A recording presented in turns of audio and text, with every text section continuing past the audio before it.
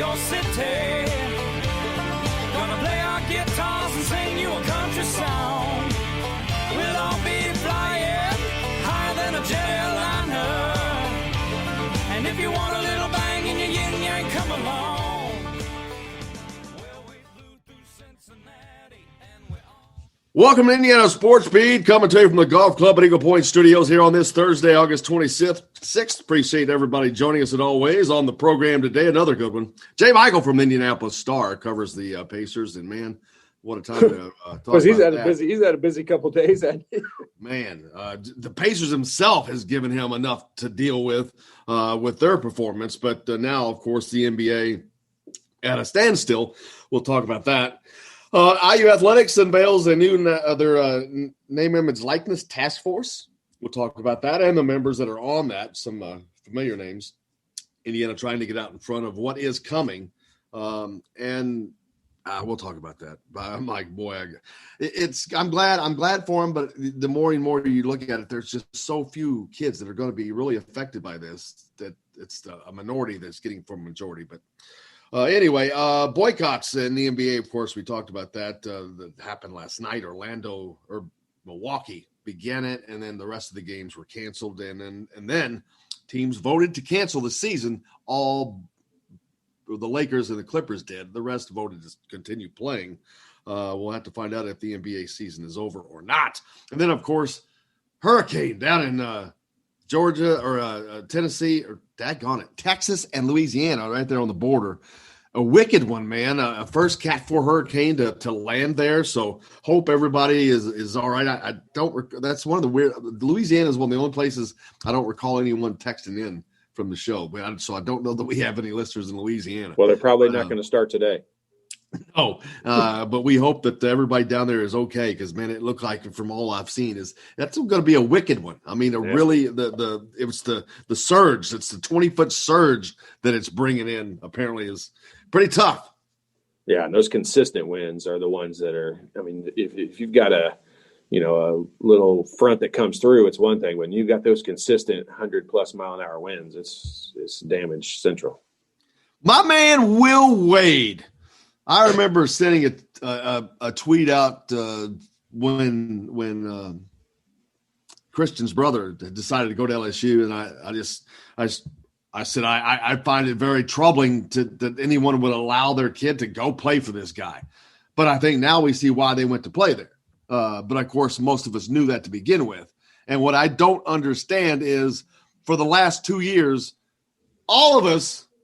My daughter, your sons, everybody in the world almost knows that Will Wade is a cheating POS, but yet he's been allowed to continue making millions of dollars as a coach in the college basketball game. Of course, LSU couldn't happen in a better place than Louisiana, but because I think now their football program is also under some investigation. But, yeah, I mean, 11 potential prospects he has been tied to providing impermissible benefits to, which – again, no shock. You said it in the break. If he's did it to one, he's done it to all of them, of course. Right. I mean, he's just a cheater. That's what he does. He's like, they're not going to stop me. Hell, I've got a job still. He goes, what the hell are they going to do to me? And I'm sure that he is looking at it from the standpoint of, okay, well, Bill Self does it. Okay, well, John Calipari, I'm assuming, does it. Rick Pitino does it. Everybody does it. So I'm not sure. I'm assuming that he is just kind of playing ignorant and acting like right now he's going to be made an example of when there's a ton of coaches, which he's right. Bill Self's no better than he is. But here's where you struggle with this, Jim, because, okay, what they've done, totally against the rules, and everyone knows that, including Will Wade. They all know that. But a year from now, what they're doing probably isn't going to be illegal. And, it's like so think about it. There's a lot of people petitioning for before, marijuana was made legal in certain places. Now they're petitioning for if you had a marijuana charge in those areas, it should be wiped clean because now it's legal. Is that same thing going to be true a year from now? If Will Wade waits this thing out a year from now, are they just going to forget all the rules that he broke because then with the name, image, likeness changes, they're going to be allowed to pay players in a certain regard? Or you could just structure it differently? Yeah, I mean, there's definitely changes abound. I'm I not don't sticking think up for that. Will Wade. No, I know that. I don't think that what he did is going to be illegal. I think that Well, but you could just do it differently. Like if he's going to pay somebody $100,000, I mean, they could structure it to go through a car dealer versus him handing them, or Adidas or whomever handing him the money. You could structure it if it's legal to get them the money. You can figure out a way to get them the money. That's then going to be legal. But right now, none of that's legal. How many parents that own companies? Because there are plenty of athletes who have parents that are successful business owners. How many business owners are going to do this for their kid just for the sake of doing it when they could actually just hand them the money, but instead they'll do the name, image, likeness thing just to give them some notoriety, I wonder. A lot. I mean, sure, there'll be, that's going to be one of the things I'm really interested. I would love to get some information from the task force. And, Galen Clavio at IU in the media school is one of the people that's on that task force. He's somebody that we can talk to fairly regularly. I would like to know the information about this because there could be, how's a kid supposed to negotiate a contract right now? I mean, if a kid comes to IU, Christian Lander this year at IU, I mean, it's not legal this year, so it can't happen. If he stays for a sophomore year, it's very likely it is going to be possible. Is he supposed to go out and negotiate his own contracts? Is the school going to do that for him? Is that what this task force is for? I mean, it's just, it opens the door for so many issues. Now, again, we don't even need to have that conversation because it's going to happen. But it's just, it opens the door for a lot of issues. You're exactly right. And I think that's going to be Indiana is doing what they need to do to get out in front of it, which is exactly what the purpose of this is. And I think it's going to be very beneficial because there are going to be, when I say issues, it's not necessarily it's a problem, but there's got to be stuff that you got to work through because this is new territory, man. Let's take Damon Bailey or Calbert Cheney as examples back in the day. How about Tim Priller? How about Tim Priller? Okay, but take these guys as examples. You got a student athlete that is supposed to make student first and then athlete. And now you're going to tell him, hey, you've got an English class that you're supposed to be at 1:00 today, or you can drive to Vincennes, Indiana, and do a promo for a car dealer and get paid $4,000 for it. I don't think it'll be an or situation. No, Which one the are you education that's not going to be an or situation. They'll set it up to where you don't have to do that. But you are right in the fact that they may be doing just that. They may be saying, hey, you've got your 1:00 English class, but there's a photo shoot at 3:00 for the car date or whatever. For a Gatorade. At 3:00 today. So, but but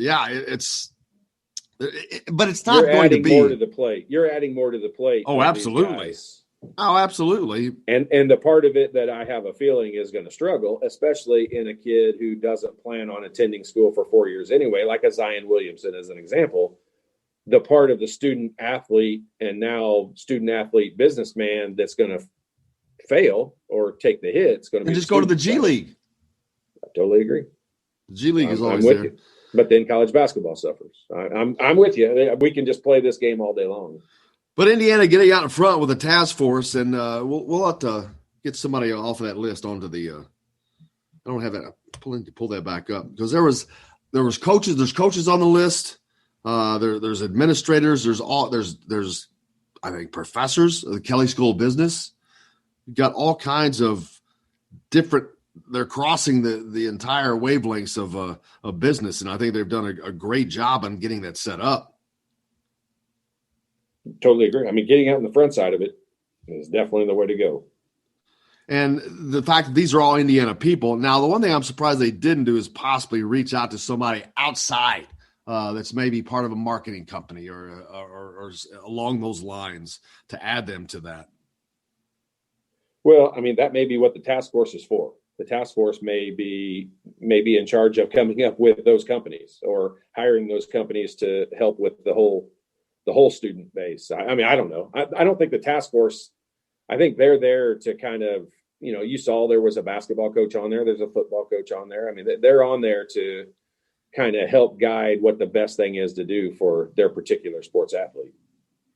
Look, some of Tom Ostrom, associate head coach for the men's basketball coach from the basketball side. You got Mike Hart from football, Ashley Williams from women's basketball. You got Kevin Robson from men's soccer. You've got an assistant coach from swimming, Kristen Morelli, and the associate athletic director for compliance.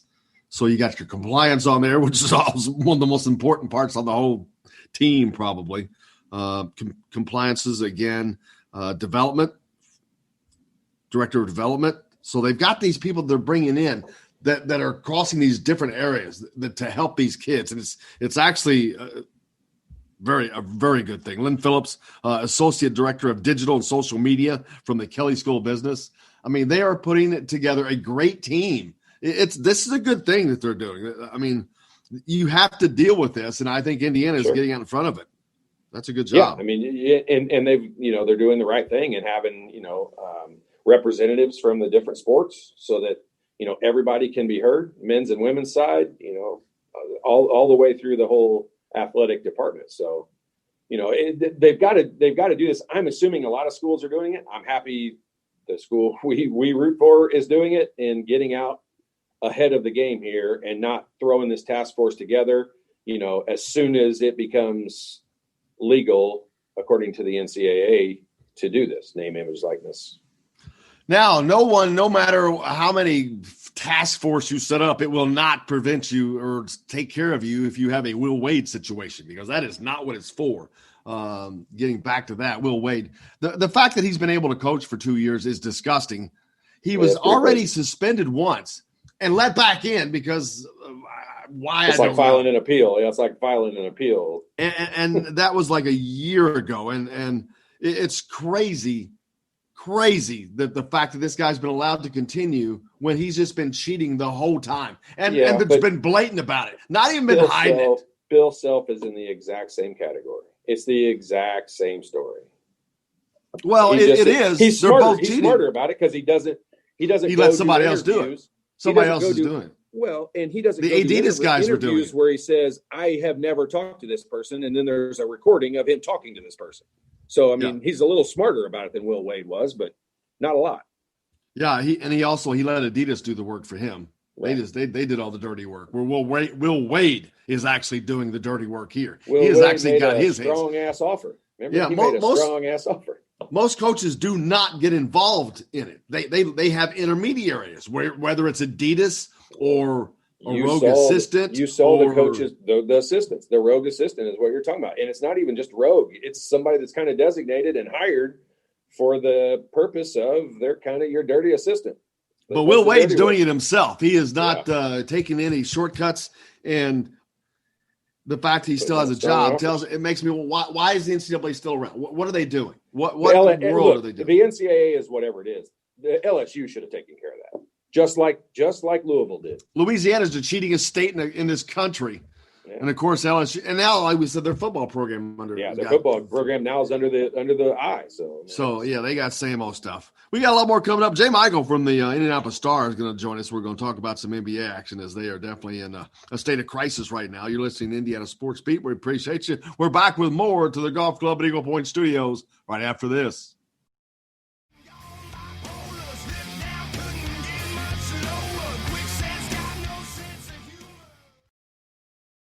Hello, everybody. Jim Coyle from Indiana Sports Beat. When I'm not covering the Hoosiers, you can find me at Bubba's 33 in Clarksville, located on the northeast corner of I-65 at Veterans Parkway.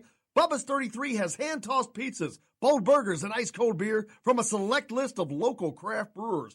An incredible food selection, all made fresh daily. Whether you're meeting the team for that post-win meal in the family dining area or meeting friends for happy hour to watch the game on one of Bubba's 50 TVs. Bubba's 33 in Clarksville. Pizza, burgers, beer. We all want a winning smile for those championship photos, and that's exactly what you will get at Reynolds Family Dentistry in Sellersburg. Reynolds Family Dentistry has been serving the dental needs of Hoosier families for over 30 years. Let Doctors Roger and Jay Reynolds take care of your family. Just off of I-65 at 809 South Indiana Avenue in Sellersburg. Call 812-246-3368. That's Reynolds Family Dentistry, 812-246-3368.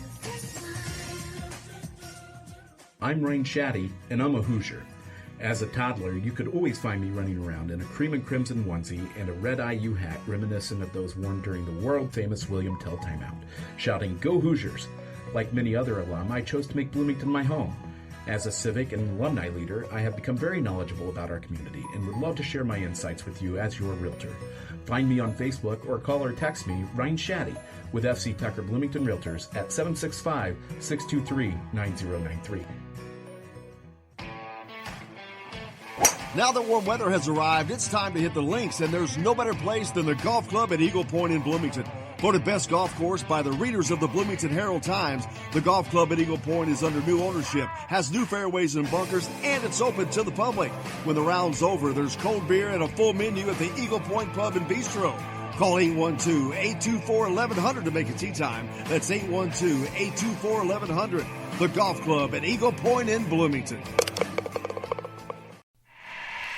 This is Jim Coyle from Indiana Sports Beat with Coyle and Leary. Indiana Sports Beat is now a part of the Rivals Network. You can go to thehoosier.com to sign up. It's free. Catch the show there each day live or at your convenience. You can also like or follow us on Facebook, follow the show's rebroadcast anywhere you podcast. If we're not on a radio station where you live, we should be. Let your local station know they need to carry Indiana Sports Beat with Coyle and Leary, or simply go to thehoosier.com. Some of the best sounds you'll ever hear are generic, safe, effective, even money-saving, just like FDA-approved generic drugs. Even if they don't come in the exact same color or shape as their brand name equivalents, they have the same key ingredients and go through a rigorous review process. Talk to your doctor or pharmacist today and visit fda.gov/generic drugs. Generics are safe, effective, and can save you money. You'll like the sound of that. Today's guest is brought to you by Bubba's 33 in Clarksville, with hand-tossed pizzas, bold burgers, and ice-cold beer. Pizza, burgers, beer. Bubba's 33 in Clarksville.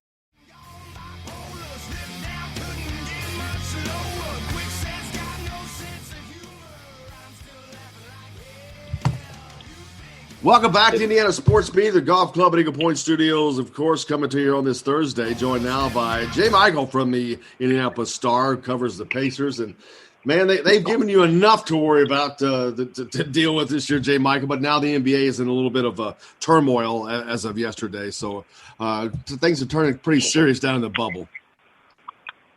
Yeah, they have turned.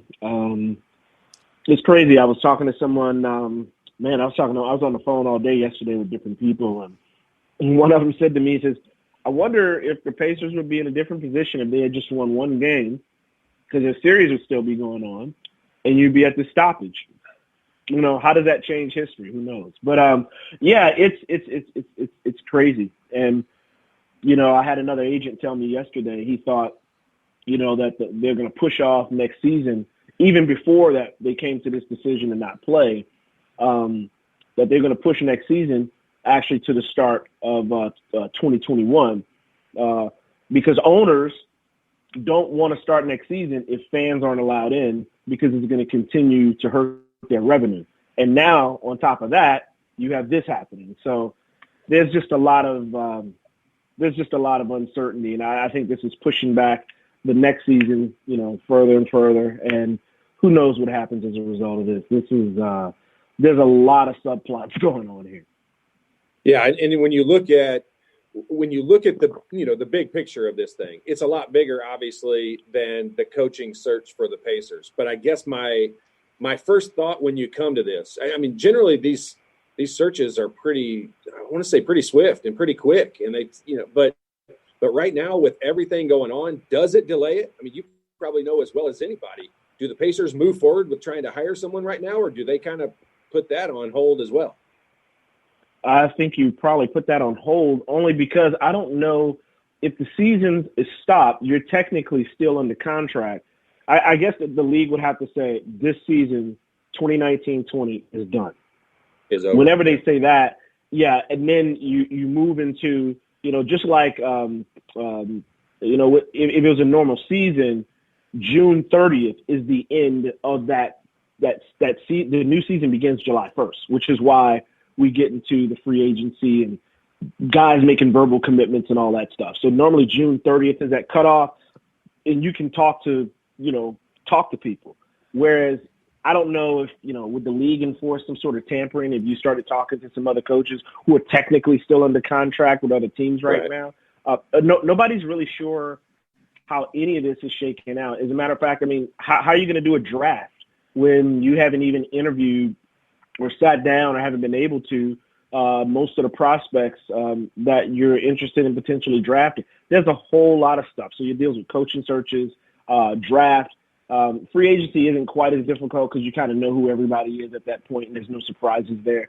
But what the salary cap is going to be.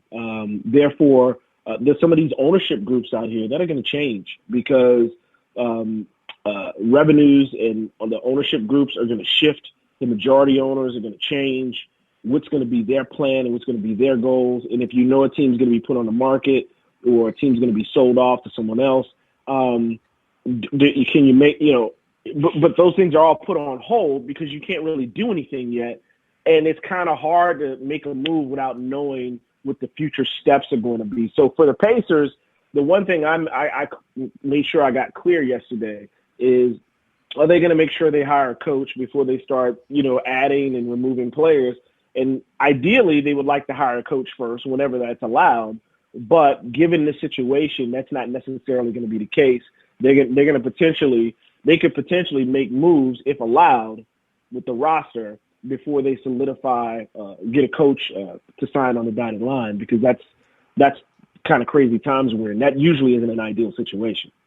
Yeah, most coaches don't want to – they want to have some say in who the players are. Of course, they're not in charge of player personnel generally, but sometimes coaches have that in their contracts, I guess, as a part of that. But, yeah, they want to know who their players are because you have to have the right combination. But obviously you'd like to think you'd bring a coach in with that. But it's always better to be a part of things like the Big Ten excluded the athletic directors. We see how that went.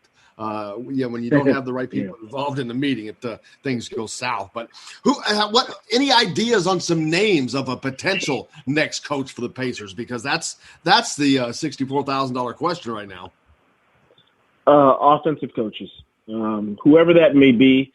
The name that you hear the most is Mike D'Antoni. Part of the reason, and I think D'Antoni's potentially a really good fit, only because. The way he's coached offense his entire career, that's been his specialty. They want to redesign themselves, not just for Mike D'Antoni or whomever that offensive-minded coach is, but just for the future and going forward. They want to have that sort of culture in terms of how they build the team. I was told that D'Antoni's name has been floated. His name has been floated now for months by his representatives. It hasn't been floated by anybody, to my knowledge, within the Pacers organization.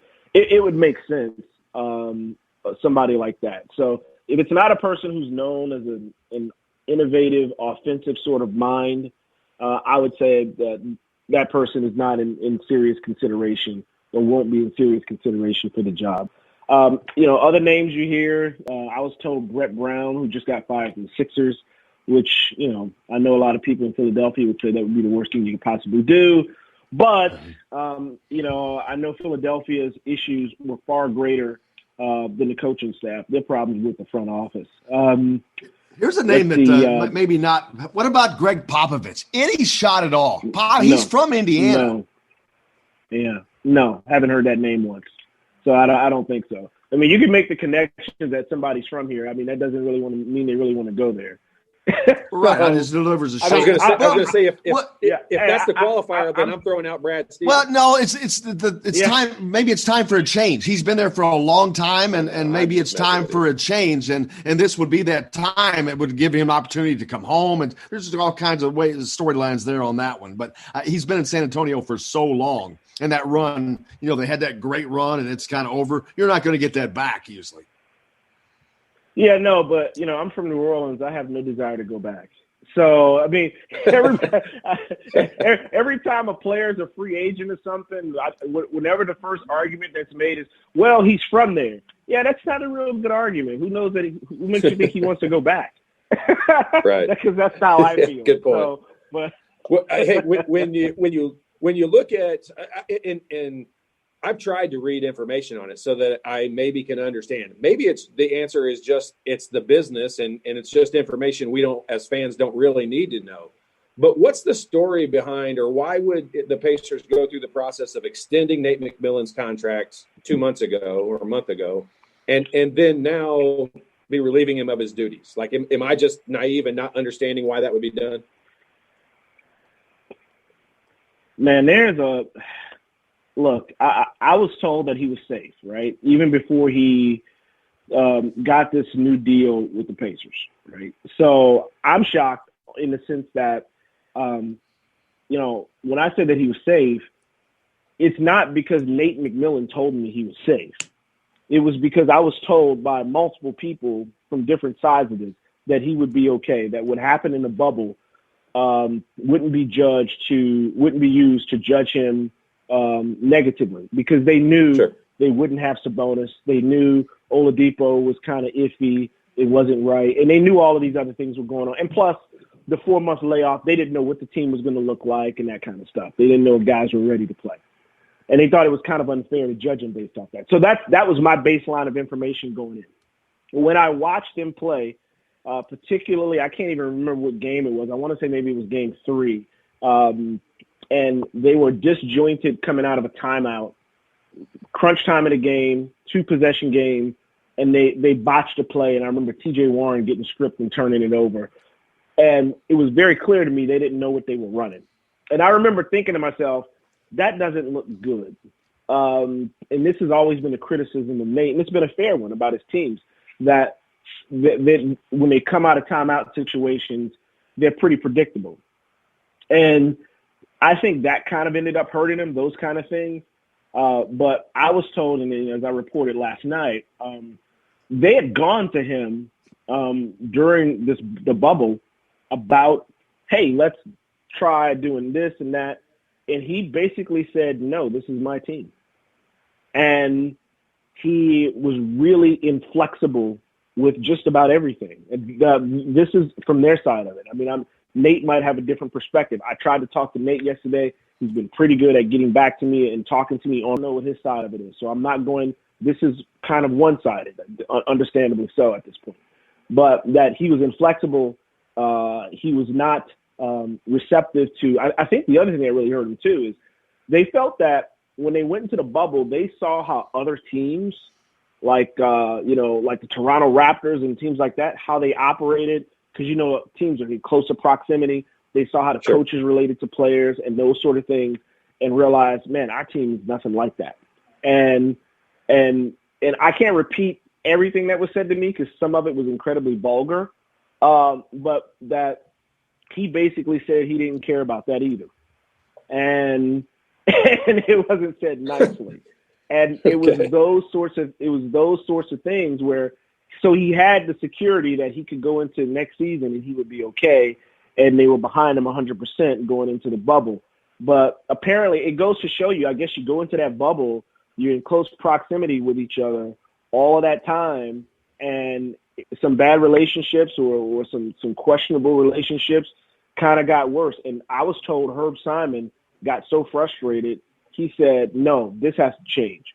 So I think if this was completely up to Kevin Pritchard, the team president, he may have still pulled the plug. I was told Kevin made the decision, but Herb Simon had a lot to do with Kevin making that decision. Kevin and Nate are close, and they are friends, which probably made this even more difficult for him to do this. I don't. Maybe there's a little bit more leeway given from Kevin, but I think Herb Simon was so frustrated by what he saw on the court that enough was enough. And if the guy who owns the team tells you somebody has to go, no matter how much you want to try to find a way to keep him there, he's going to have to go. And so I think Herb Simon stepping in had a lot to do with this as well, and decided, you know what, we'll just have to pay him to go because it's not. We got to move into another direction and modernize what we're doing because they compare themselves to other people. They are maximizing and getting more out of those guys. Probably Nate was doing that better than probably just about anybody else could do in the regular season. They just didn't feel like he was able or willing or capable to do it with these guys in the postseason because he wanted to stick to his ways of doing things. Does Nate McMillan have the reputation, in general, of being inflexible when it comes to, changing his team or changing his philosophy, or did that come after he signed the extension? Oh, no. He had a reputation for that. I mean, he had a reputation. I covered him when he was in Portland. He had a reputation. And actually, in Portland, he was much more draconian. I guess maybe that's a bad choice of words. But in Portland, he was he's actually, from everybody I talked to, I remember his teams in Portland and a bunch of the players there, LaMarcus Aldridge, Jamal Crawford, Ray Felton, all of those guys, Brandon Roy, all of those guys from back then who, some of the stories that you would hear, no, he wasn't like that in Indiana. So he did change a little bit. I guess he just hadn't changed enough. But I remember last summer, I was having lunch with someone and who said to me, Nate is inflexible and he's stubborn. Because I said, when they got swept by the Boston Celtics, and I was talking X's and O's, and I said, I'm an X's and O's guy. And I said, I don't think you guys could have won a series with Boston. I said, just like I don't think even with any changes that Nate would have made against Miami, I don't think they'd have won that series either. But it could have been a little bit more. They could have won a couple of games. It could have been more competitive. It could have been more interesting. And you definitely could have done a couple of things to get a game or two. And I was told yep. And I told them some things I saw. And says, you guys didn't short the pick and roll. You could have done this because Thad Young's not a three-point shooter. I would have benched Wes Matthews and I would have started Aaron Holiday. Why? Matthews is one-dimensional. He's a catch-and-shoot guy. He couldn't throw it in the ocean. Aaron Holiday, even though he's small, he can beat guys off the dribble. He can kind of create a little bit of havoc. You guys needed to mix it up, and y'all stuck with the same thing for 4 games. And I think that's the kind of stuff that really led to his undoing, that even if he tried to make a change, like when he pulled Aaron Holiday out of the starting lineup against Miami and then put in Justin, he waited until game 3. And it was the right move, but he waited until game 3 to do it when the tone of the series had already been set and pretty much it had already been lost. And J. Michael, I cannot thank you enough for taking time to join us, as this time is in a state of question for us. You got a lot going on. Yeah, we state a question. Yeah. I'm sure there'll be a lot more for us to reach back out to you about soon. But thank you so much, man. I hope you have a great weekend coming up. We really appreciate you. No problem. Thanks, guys. Anytime. You bet. J. Michael from Indianapolis Star joining us here on Indiana Sports Beat. We got Dustin Schutte coming up next. We're going to talk about some Big Ten football. As people still want to – there's guys that still want to play. I don't see it happening, but as the testing gets better and better, we'll see if there's any changes in that. But we got more coming up here on Indiana Sports Beat, back from the golf club at Eagle Point Studios right after this.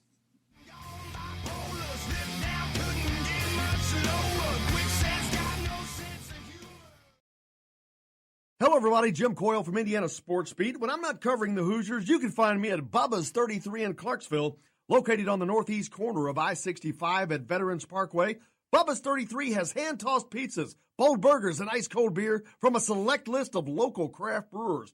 An incredible food selection, all made fresh daily. Whether you're meeting the team for that post-win meal in the family dining area or meeting friends for happy hour to watch the game on one of Bubba's 50 TVs. Bubba's 33 in Clarksville. Pizza, burgers, beer. We all want a winning smile for those championship photos, and that's exactly what you will get at Reynolds Family Dentistry in Sellersburg. Reynolds Family Dentistry has been serving the dental needs of Hoosier families for over 30 years. Let Doctors Roger and Jay Reynolds take care of your family. Just off of I-65 at 809 South Indiana Avenue in Sellersburg. Call 812-246-3368. That's Reynolds Family Dentistry, 812-246-3368. I'm Ryan Shaddy, and I'm a Hoosier. As a toddler, you could always find me running around in a cream and crimson onesie and a red IU hat reminiscent of those worn during the world-famous William Tell timeout, shouting, "Go Hoosiers!" Like many other alum, I chose to make Bloomington my home. As a civic and alumni leader, I have become very knowledgeable about our community and would love to share my insights with you as your realtor. Find me on Facebook or call or text me, Ryan Shaddy, with FC Tucker Bloomington Realtors at 765-623-9093. Now that warm weather has arrived, it's time to hit the links, and there's no better place than the golf club at Eagle Point in Bloomington. Voted best golf course by the readers of the Bloomington Herald-Times, the golf club at Eagle Point is under new ownership, has new fairways and bunkers, and it's open to the public. When the round's over, there's cold beer and a full menu at the Eagle Point Pub and Bistro. Call 812-824-1100 to make a tee time. That's 812-824-1100. The golf club at Eagle Point in Bloomington. This is AJ Moye. This is Dan Dawkins. Hey, this is Michael Lewis, former Indiana basketball player. This is Indiana football coach Tom Allen. This is Jim Coyle with the Indiana Sports Beat. You can always like and follow us on Facebook. Always follow the show rebroadcast on iTunes, Google Play, iHeartRadio, Spotify. TheDailyHoosier.com is a great place to sign up for each and every day. Or, of course, on 97.7 The Ref in Evansville. Bad theater seats, cheap Halloween masks, my apartment, all things with obstructed views. Add to these large trucks and buses. 18-wheelers and large buses have big blind spots, and like my apartment, they don't always have the best view. Bus and truck drivers deal with blind spots around the entire vehicle. Always take care not to ride alongside or too close behind them. Our roads, our safety. Learn more at sharetheroadsafely.gov. Today's guest is brought to you by Bubba's 33 in Clarksville, with hand-tossed pizzas, bold burgers, and ice-cold beer. Pizza, burgers, beer. Bubba's 33 in Clarksville. Welcome back to Indiana Sports Beat, coming to you from the Golf Club at Eagle Point Studios here on this 26th of August. It's a Thursday. Dustin Schutte with us as always. Isn't it the 27th of August? Is it? It may be. Let's see. Let me check my phone. You said it's the 27th, man. Yeah, you well, said see, the 25th once yesterday. I write it down on my sheet note, but if I'm off one day, and nobody corrects me, it'll go all week. So until now, there you go. Dustin, how is it going, brother? Hey, I'm doing well, Jim and Todd. How are you guys doing today? Cannot complain. We're here. We don't have football, but we're here. I almost boycotted the show this morning, but I'm here. Oh. Well, at least you showed up. That's the important thing. That's right. That's right. I wanted Jim to just show up, and then I was going to be there for warm-ups and then not come out. But no, you could have pulled the Kenny, what's his name, on TNT. Did you see that? Oh, Kenny Smith, the walk-off. Kenny walked off, the cool little walk-off. Very nice. Doesn't that kind of put Chuck and Shaq in a bad position? They're former players too. Man, they're former players too. You cannot put Charles Barkley in a bad position. It is impossible to put Charles Barkley in a bad position. I don't care what position. If your purpose for walking off, as Kenny Smith said, was I'm walking off because I'm a former player and I'm supporting what they're doing, then does that mean if the other two guys stay, they're not supporting it? No, I get it. I promise you, Charles Barkley will spin it in whatever way he needs to spin it. He is the greatest in the history, and I love it. But Dustin, man, unfortunately, we don't have football, and we've seen – the testing keeps coming out, news about testing getting better and better. And every time we see that, I'm like, well, you think they can move up the clock? But why are they not looking at moving the clock up to maybe do at least a split season, first semester, second semester, to try to mitigate? Because, the biggest thing is they don't want these guys playing twice in the calendar year, and so they're trying to do everything to mitigate that in the spring or next semester. Why not try to start at the end of this semester? My gosh, what would stop them from doing that? Well, I don't really know why they can't look at potentially starting the season even in October at this point, because I think you would have enough leeway. Now, you might have to trim a game off here or there, and you might have to eliminate a bye week. But at the same time, if you were to try to jumpstart this thing and get it going by early October, I think you could legitimately still have a team in consideration for the college football playoff. I mean, they pushed the college football playoff group is pushing back the dates of the release of the rankings. They're giving ample time for colleges or for conferences to get in their championship games. So the door is still cracked if the Big Ten wanted to get back in. And when you look at the spring season, and there was rumors from Rivals.com yesterday that it was looking like an 8-game format beginning in early January with inside dome stadiums across the Midwest. And what that is going to do is it's going to force student athletes in football to play 20 games in a 10-month span.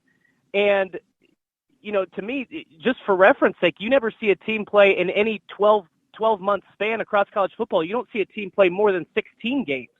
So you're talking about playing 4 more games in 2 fewer months if you go through with that 8-game schedule in the spring.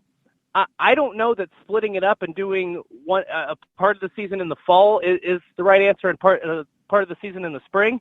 I don't know why we've completely dismissed the idea of going back to October and potentially starting the season, especially when testing, there's opportunities to get it done faster. There's opportunities now to get it done cheaper. And those were 2 primary concerns for the Big Ten and why they called off the season.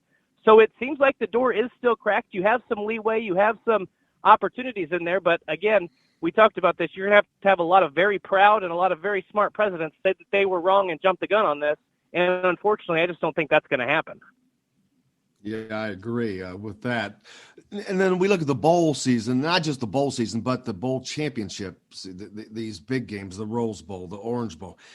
There's no reason they couldn't push those back if the Big Ten were to say, hey, man, we can get this going by November or whatever, or the Thanksgiving break. I mean, there's just so many ways I think they could do this. And of course, they're not going to tell us right now because they've made enough mistakes, I would think. But as of right now, I don't think anything's being done to do that. I know the teams want it. I know the players want it. I know the coaches damn sure want it. But I'm not sure that anything's going to change. Jim, I look at it and, going off of what Dustin just said a minute ago, and I'm not trying to be argumentative, but I worry much less about the 2 seasons in one calendar year. Because the NFL plays, if you go to the Super Bowl, the NFL plays roughly 19 games in a 5-month span. So I'm not as worried about them having to play 20 games or whatever it might be, especially because you get the Auburns and Alabamas and Georgias of the world that, they have several games they win by 40 or 50 points. They can rest players, whatever. I'm not as worried about that. My issue is if they play a spring season, they're not going to be a part of the opportunity to win a national championship or win a big bowl game. And to me, what's the point in playing if you don't have a chance to win a championship? Otherwise, they're scrimmages. They're just, they're glorified scrimmages where they're selling popcorn and everybody's got their uniforms on, other than just like a spring game. So that's my issue with it, not trying to get it in before, mid-January, not trying to get it all done before mid-January. Well, I think to me, well, I'm sorry to interrupt you, Jim, but to me, I think the issue is what we've heard these last 5 or 6 months or however long it's been now is talking about player safety. And I don't know how you can play. Now, I agree with you. In some circumstances, Ohio State's not going to have a problem playing second string or third string guys. Some of those guys are better than what teams like Maryland and Rutgers have on their first string, right? So they'll be just fine. But when you talk about player safety, and that's the biggest reason why you are not playing this year, why you're not playing in this fall, I don't really understand how you can say we're playing 20 games in this period of time. You don't give players enough time to recuperate. You don't give players enough time to recover from injury. And by the end of November 2021, you're going to see probably exhaustion at an all-time level because they're not going to eliminate summer workouts. They're not going to eliminate fall training camp. That stuff's going to start on time. The only thing you may get rid of is that time in spring where we see the 15 allotted spring practices. So that's my biggest issue. You're going to sit here and say that player safety is the biggest issue as to why we can't play in the fall, and then you're going to turn around and do that in the spring. And by the way, none of this stuff is going to go away in January. So what's the bigger issue here? It's just, to me, the idea of spring and not trying to push forward with the fall season is just absurd because we're going to be dealing with the same issues in 3 months from now, 4 months from now that we are right now. So it just doesn't make much sense to me from that standpoint as to why you would do that.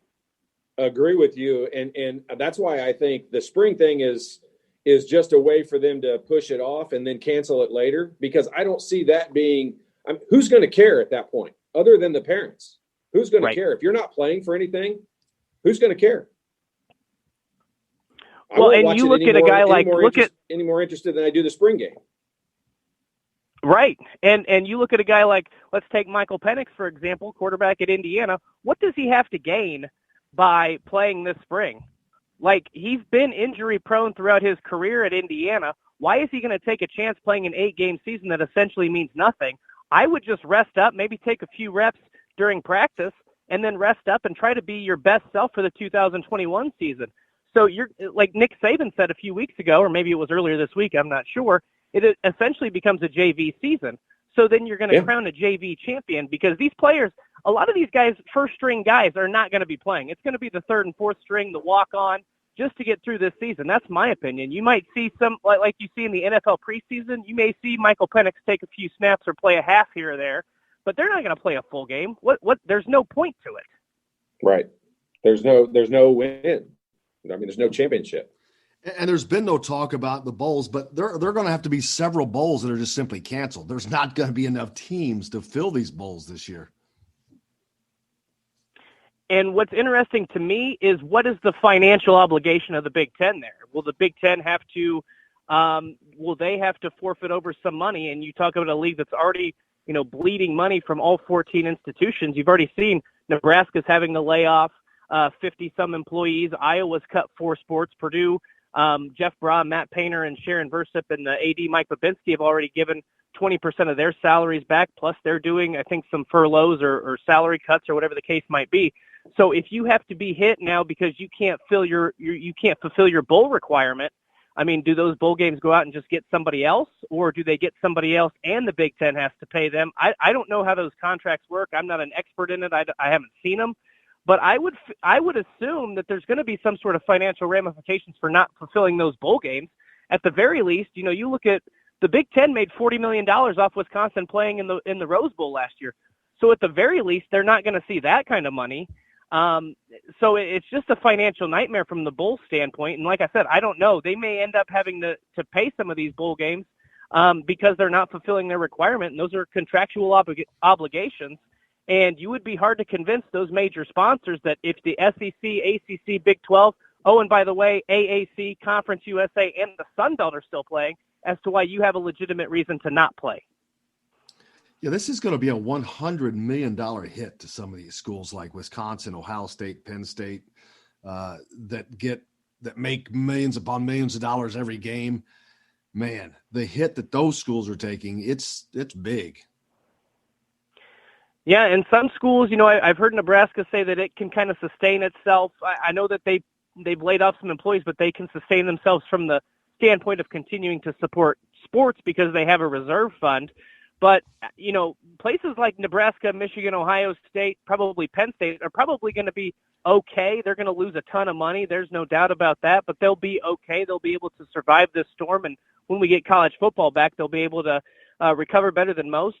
But you think about places like Rutgers, like Purdue, Indiana, Illinois, places that need that bowl money, that need that television contract. I mean, that's why we're talking about a spring season, right? It's to salvage some of that television money because those Big Ten schools are going to need it. Otherwise, you're going to start to see programs be cut left and right across these athletic departments, and you're probably going to see a lot more staff members cut as well. So it's going to be significant. And what we've seen so far with Nebraska and Iowa cutting sports, furloughing employees for 6 months, that's just going to be the beginning, especially. And I go back to what Todd said. I'm in full agreement that I think that this is just lip service trying to put together a spring season, because I think by December or January, the Big Ten's going to turn around and say, it's still too dangerous. We can't go forward with this. We're not going to play. So it's going to be interesting to see how this all unfolds, not just financially, but then again, to see if we actually do get a spring season or if they're just talking at this point to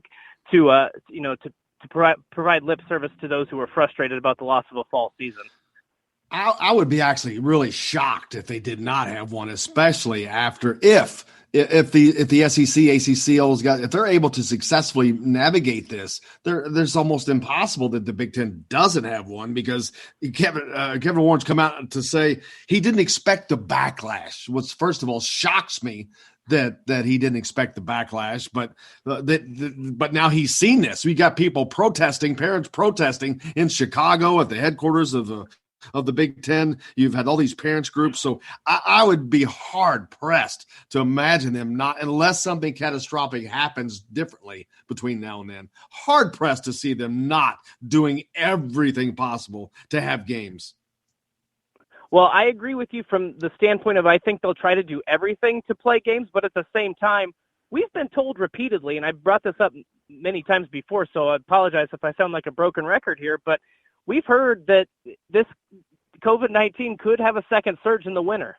It's not, the most transmittable it is when it's indoors in a controlled environment, and you're talking about playing these games in a dome stadium.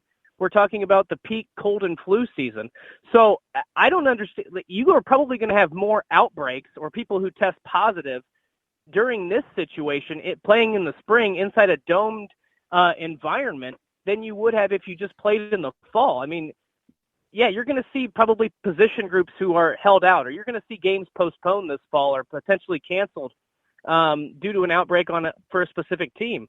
You have to expect that, but I think it's going to be worse and more difficult to try to play it in the spring because not only you're not even going to be on campus at that point. You're talking about traveling to St. Louis, to Indianapolis, to Detroit. So you're not even going to be on campus to have access to some of the stuff that you typically would if you just played in the fall. So that's why, to me, it makes no sense. And I think the logistics of it is going to be a nightmare, especially if we do see a second surge across the United States, which everybody's been telling us that's what's going to happen. So I think that they will try, and I think that they'll probably wait to pull the plug. But I have no optimism, seeing what I've seen over the last 3 months with the Big Ten, that they're actually going to successfully pull this off. Well, there's no doubt the only reason they are even doing this is because of the backlash. They did not, I promise you, they did not plan to play football this year. Those presidents and Kevin Warren, when they made that decision, they were done for the year. And then this backlash, well, I don't know how it's caught them off guard, but it has completely caught them off guard. And they're like scrambling now to put something back together, especially if they see these others successfully do it. It's going to look horrible when you've got hundreds of millions of dollars lost by these institutions. So they're kind of in a no choice situation here. They have to try to have something, I think. Right. And when you talk about why they're scrambling, I can tell you why they're scrambling. It's because the presidents and Commissioner Kevin Warren thought that with the Big Ten bowing out and the Pac-12 bowing out, they expected one other conference, whether it was the ACC or the Big 12, to bow out, and then the other two would eventually join the force, and the Big Ten would look like the hero, right? Like to me, that's the only explanation at this point. They wanted to be the first conference to do this, and they thought that there would not be any backlash because they thought all 5 Power 5 conferences would back out and we wouldn't have a college football season until at least spring or potentially 2021. Like, to me, that's the only explanation at this point because we're getting zero information. Kevin Warren issued an open letter, which, by the way, is still the same information he provided on Big Ten Network 2 weeks ago in his interview. So, there's just no information, and why are you hiding that information? If you're doing this for player safety, if you have hard data, then why are you making that decision? Why are you not talking about it? And they don't have hard data. It goes back to that's exactly. So they don't have this decision was made by people who don't know what they're doing, is unfortunately in this regard. And that keeps bringing up the question that we talk about here. Why on God's green earth were the athletic directors not directly involved in this? It's like if you run a company, I used this analogy the other day. If you run a company and there is a division of your company that handles all the electronics, there is no way in hell you're going to make a decision that involves the entire electronics division and not include the person who runs that division. And that's what's happened here. And it's mind-boggling. Yeah, and it's one thing, too, if you had, say, a split among athletic directors. If you had 7 athletic directors who say, I don't think we can play this season, and 7 who say, yeah, let's try to push forward. That wasn't the case. Nebraska Athletic Director Bill Moose said that all 14 athletic directors were in unison saying, we want to play football this fall, and we think we can handle it. And you have mixed reactions from coaches. You have mixed reactions from players, and I understand that. But they were provided this opportunity. Nobody was forcing players to play or coaches to coach. If they wanted to back out of this season because of concerns with COVID-19, they had that opportunity. And I just don't understand why these athletic directors, these coaches, and these players weren't consulted, at least in the decision-making process. And again, it goes to the higher power, and you have there's been a lot of tension for a lot of years among college presidents and how much money and how much exposure these college athletes and these coaches receive, how much money they make. And I think that this was still an opportunity for them to say, hey, we're still in charge. We're still running the show. We're still running these universities. And if that means we have to go above your head without consulting you, that's what we're going to do. Because, again, to me, it was so the Big Ten could look like it was the hero in this whole story, be the first to back out, and then we're going to have a bunch of headlines and a bunch of fluff pieces about how you did the right thing. And, by the way, that's still a possibility. If these other three conferences, Power 5 conferences back out, the Big Ten is still going to look pretty good in this, and that's a chance to reverse course. I just don't think, based on what I've seen, I don't think the other three conferences are going to back out at this point. At the very least, they're going to give it a try because guess what? On Saturday, we have college football, and we have it's at the FCS level. So if the FCS can pull this off and the Big Ten can't, there's going to be some explaining to do. Absolutely. If you can stick around a few minutes, we'll go into the overtime period, Dustin. Todd had to bust out early today, but appreciate you joining us on the program today and look forward to doing this all again tomorrow for you guys. We appreciate it. It's been a great week, and we look forward. We always finish it up big on Fridays, and we'll be back to do it again then. I want to thank Jay Michael from Indianapolis Star for joining us, and, of course, Dustin Schutte. If he can stick around, we'll go in the overtime. But for Todd, I'm Jim Coyle. Until tomorrow, wear your mask, do something nice for somebody. I'll see you on the radio.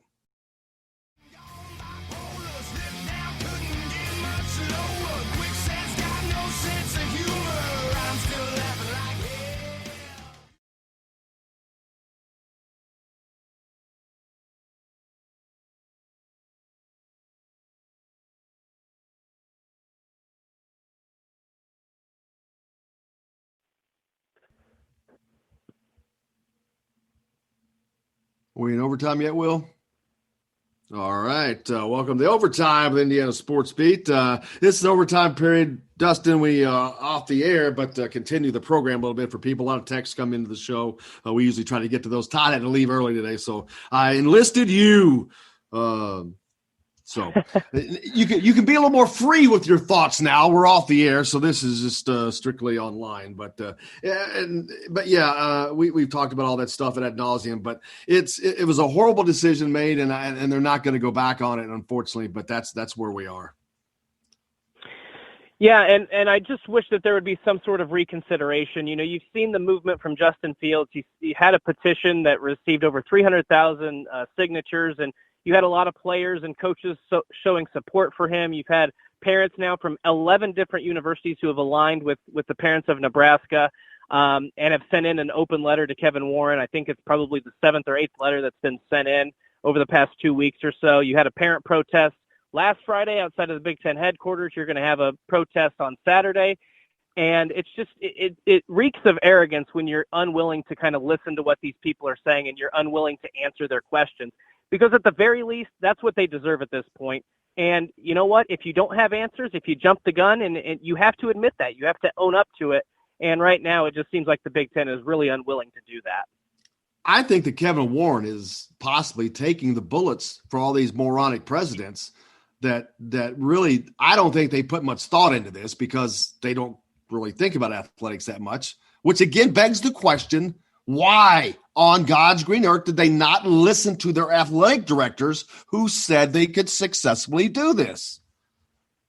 Right. Yeah, that's the great question. And I think you're right, because I think Kevin Warren, right, as the commissioner and as the face of the Big Ten, he's going to catch a lot of the heat. And I don't think it's unwarranted, but at the same time, we can't just place all the blame and throw all the fire at Kevin Warren. We have to spread that around to the 14 presidents, because not only did they make this decision above the heads of the athletic directors and the coaches and the players, they are not providing any answers. You know, you don't see many presidents speaking to the media or providing any explanations or sending out letters. I think about Michigan's president, Mark Schlitzel, who a lot of people assume voted no. You know, we don't know because they won't reveal the vote. And yet he had a cardiologist who said that the Big Ten made its decision based on a flawed report. You had another former Michigan two-time All-American whose son plays defensive end at Michigan, who is a doctor, who said that they made the decision on a flawed report. So there's just a lot of inaccuracies. And you have Kevin Warren's son who's playing for Mississippi State. Yeah, that's the other part of it, right? That's the hypocritical part of it. And unfortunately, you know, if that kid wants to play, he should have the opportunity to play. But Absolutely. The problem is that a lot of Big Ten student athletes didn't get that same opportunity, and I think that's where the frustration comes in. There's been concern with people, which I think is unwarranted, of mass transfers to teams that can play. There's no way that can happen. They can't get there quick enough. Not for this year. They can't go learn the plays, all that stuff. There's too much logistics. That's not going to be an issue this year. So, and there's no point in transferring next year when your team's going to be back playing. Right. And the only thing I would say to that is you may see, a guy like Shaun Wade as an example, and I don't know if he has any intention of leaving, but a guy like Shaun Wade, a cornerback who on the defensive side, you don't have to necessarily learn as much. It's more on instinct. He might be a guy who's projected to be a first-round draft pick who may say, you know what, I'm going to go to wherever, whether it's Arkansas or LSU. I'm just throwing out names here at this point, or LSU or wherever, and see if I can at least play and try to improve my draft stock. Because as a graduate transfer, he would be immediately eligible. He's not sticking around to play in the spring or next fall anyway, so he might take that opportunity. But you're right. I don't think there's going to be, this mass transfer or mass exodus heading for the transfer portal, because a lot of guys would have to try to learn or try to earn their spot, I should say, in such a short period of time that it just doesn't seem worth it to me. But you might see some of these high-profile guys that have no intention of playing in the spring or playing in the fall. You might see if they transfer and try to carve out a role on their new team within the next 3 or 4 games. I don't think that's out of the question. I agree, brother. I appreciate you taking the extra time to join us here in the overtime period. As Todd had stepped out for an appointment, but we appreciate you always and look forward to doing it again next week. I hope you have a great weekend. All right. Thanks, Jim. You have a great weekend too. You bet, man. Dustin Schutte joining us from Saturday Tradition, as he always does here on Indiana Sports Beat. Appreciate Jay Michael from the Indianapolis Star joining us as we talked about the Pacers and where they are and the NBA. Tomorrow we'll be back on to do it all again, and look forward to it. For Todd, I'm Jim Coyle. Make sure you wear your mask, do something nice for somebody, and until tomorrow, I will see you on the radio.